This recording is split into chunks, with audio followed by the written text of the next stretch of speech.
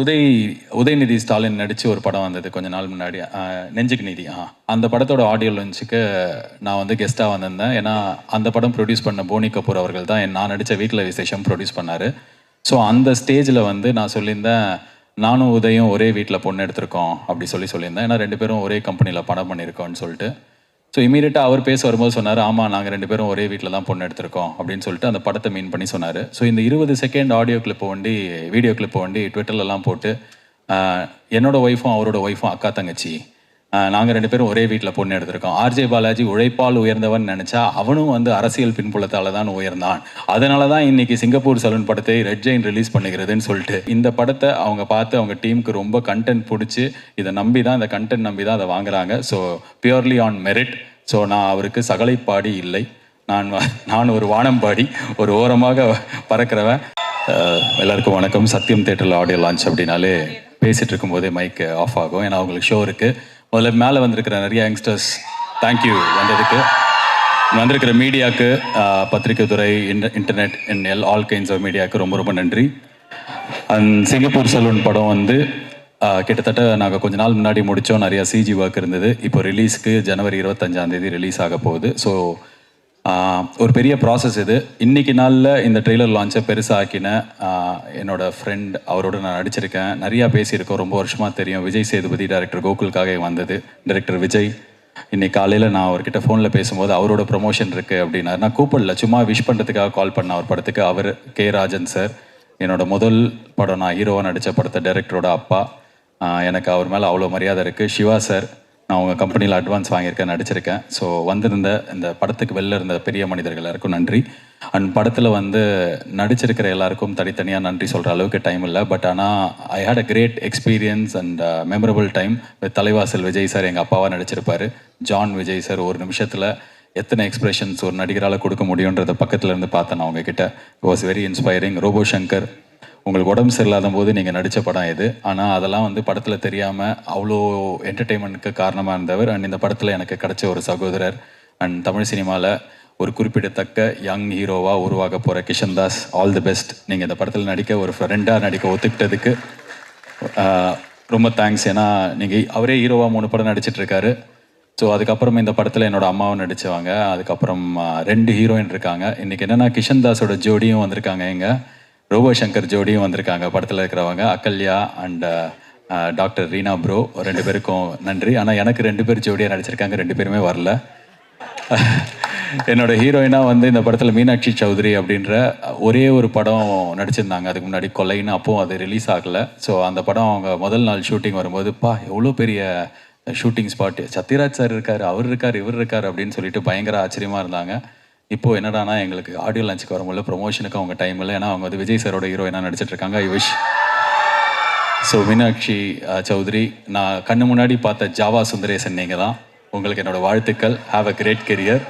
On Sheetal இன்னொரு heroine. அது இல்லாமல் இந்த படத்தில் வந்து ப்ரொடியூசர் ஐசரி கணேஷ் அவர்களின் நட்புக்காக இந்த படத்தில் எங்களுக்கு நடித்து கொடுத்த ஜீவா, அவருக்கு எங்களோட நன்றி. அண்ட் டைரக்டர் கோகுலுக்கும் எனக்கும் ரொம்ப நெருங்கிய நண்பர் டைரக்டர் லோகேஷ். ஸோ அவர் இந்த படத்தில் எங்களுக்காக கெஸ்ட் ரோல் பண்ணார், அவருக்கும் ரொம்ப நன்றி. இது இல்லாமல் ஒரு பெரிய நடிகர் இந்த படத்தில் ஒரு முக்கியமான ரோல் பண்ணியிருக்காரு. நாங்கள் ரிவீல் பண்ணல, படம் பார்த்தா தான் தெரியும். ₹1 காசு வாங்கிக்காமல் அவர் கூட்டு வந்த அசிஸ்டன்ஸுக்கு கூட எங்களை பே பண்ண விடாமல் எங்களுக்கு ஒத்துழைப்பு கொடுத்த அந்த மாபெரும் நடிகருக்கு ரொம்ப நன்றி. ஸோ இதெல்லாம் வந்து படத்தில் வேலை பண்ண ஆர்டிஸ்ட். சுகுமார் சார், ஒரு பெரிய கேமராமேன் நீங்கள். உங்களோட ஒர்க் பண்ணதில் நான் ஸ்க்ரீனில் பார்க்க கொஞ்சம் போன படத்தோடலாம் பார்க்க பெட்டராக தெரிகிற மாதிரி காமிச்சதுக்கு ரொம்ப நன்றி. அண்ட் படத்தோட மியூசிக் டைரக்டர்ஸ் விவேக் மவின், 2 பாட்டு தான் உங்கள் கூட நான் ஃபஸ்ட்டு படத்துலேருந்து இருக்கேன். Thank you so much for giving this Vandhaamalai and one more song. ஆனால் அவங்களால பேக்ரவுண்ட் ஸ்கோர் பண்ண முடியல. அதை பண்ண ஜாவேத் ரியாஸ், மாநகரம் படத்துக்கு நீங்கள் மியூசிக் பண்ணியிருந்தீங்க. அண்ட் அதுக்கப்புறம் திடீர்னு எங்கே போனீங்கன்னு தெரில. இதுக்கப்புறம் இன்னும் நிறையா படம் பண்ணோம். All the best. Director Gokul கூட வேலை பண்ணுறது டார்ச்சர்னு விஜய் சேதுபதி சொன்னார். அதுக்கப்புறம் டைரக்டர் கோகுலே வந்து நான் என் கூட வேலை பண்ணுறது ரொம்ப கஷ்டம் அப்படின்னாரு. இது இல்லாமல் வந்து ஆன்லைன்லலாம் வந்து நாங்கள் 2 பேரும் சண்டை போட்டுக்கிட்டோம், அவர் என் மூஞ்சிலே குத்தினார், நான் அவர் ஜாடியை பிடிச்சி இழுத்தேன் அப்படின்ற மாதிரிலாம் செய்திகள்லாம் கூட வந்தது. பட் ஆனால் உண்மை என்னென்னா, ஆக்சுவலாக வந்து அது டார்ச்சர் எனக்கு தெரியாது, எனக்கு அப்படி ஃபீல் ஆனதில்லை. ஆனால் ரொம்ப கஷ்டம்.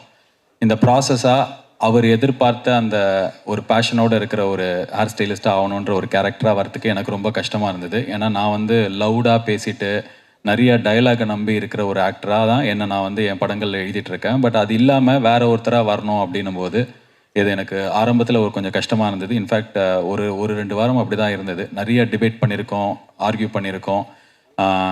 நான் வேணான்னுவேன், அவர் வேணும்னுவார். ஃபைனலாக எங்கள் 2 பேருக்குமே கண்ணுக்கு முன்னாடி இருந்தது இந்த படம் தான். ஏன்னா நிறைய செலவில் நிறைய ஆர்டிஸ்டோட ஒரு பெரிய படமாக உருவாகும் போது என்னால் என்னெல்லாம் பெஸ்ட்டாக கொடுக்க முடியுமோ ஆர்டிஸ்ட் கிட்ட டேட் வாங்குறதுல ஆரம்பித்து அவங்களோட சம்பளம் பேசுறதுலேருந்து கடைசி நிமிஷம் இப்போ இன்னைக்கு காலையில் 6 மணிக்கு கிரிக்கெட் பிளேயர் அஸ்வினோட நான் ஒரு இன்டர்வியூ ரெக்கார்ட் பண்ணிட்டு தான் இங்கே வரேன். ஸோ என்னோட பெஸ்ட்டை நான் கொடுக்கணும் அப்படின்னும் போது அவரோட பெஸ்ட்டை அவர் கொடுக்குறாரு.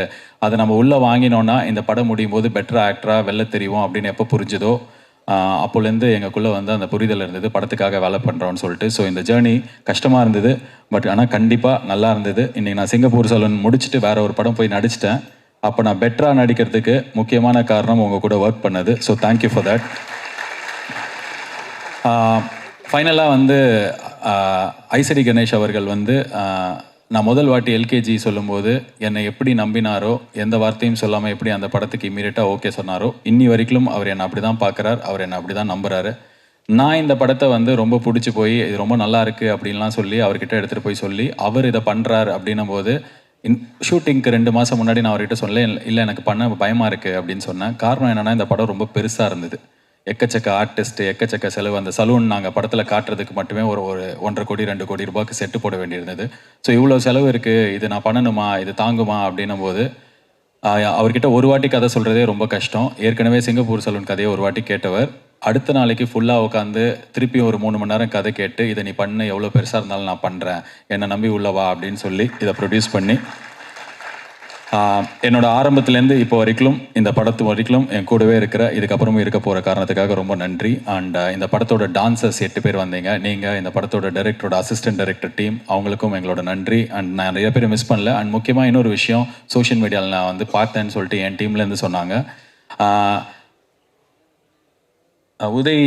உதயநிதி ஸ்டாலின் நடித்து ஒரு படம் வந்தது கொஞ்ச நாள் முன்னாடி, நெஞ்சுக்கு நீதி. அந்த படத்தோட ஆடியோ லான்ச்சுக்கு நான் வந்து கெஸ்ட்டாக வந்திருந்தேன். ஏன்னா அந்த படம் ப்ரொடியூஸ் பண்ண போனி கபூர் அவர்கள் தான் நான் நடித்த வீட்டில் விசேஷம் ப்ரொடியூஸ் பண்ணார். ஸோ அந்த ஸ்டேஜில் வந்து நான் சொல்லியிருந்தேன், நானும் உதயம் ஒரே வீட்டில் பொண்ணு எடுத்திருக்கோம் அப்படி சொல்லியிருந்தேன். ஏன்னா 2 பேரும் ஒரே கம்பெனியில் படம் பண்ணியிருக்கோன்னு சொல்லிட்டு.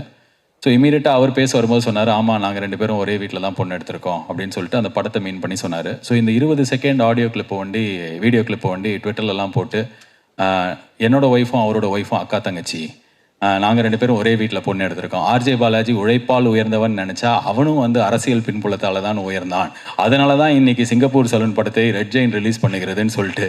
அட பாவிகளா, அந்த வீடியோ இன்னொரு 5 செகண்ட் பார்த்துருந்தாலே தெரிஞ்சிருக்கும், இல்லை கொஞ்சம் திருப்பி அந்த வீடியோவை பார்த்துருந்தாலே போனி கபூர் உட்காந்துருப்பாரு, புரிஞ்சிருக்கும். ஸோ அதனால அவங்க வாங்கலை. ரெட் ஜெயின் இன்னைக்கு ஒரு மார்க்கெட் லீடர்ஸ். அவங்க வந்து நல்ல படங்கள் மட்டும் தேடி வாங்குறாங்க, இல்லை ரொம்ப பெரிய படங்களாக அவங்க ரிலீஸ் பண்ணுறாங்க. இந்த படத்தை அவங்க பார்த்து அவங்க டீமுக்கு ரொம்ப கண்டென்ட் பிடிச்சி இதை நம்பி தான், இந்த கண்டென்ட் நம்பி தான் அதை வாங்குறாங்க. So purely on merit.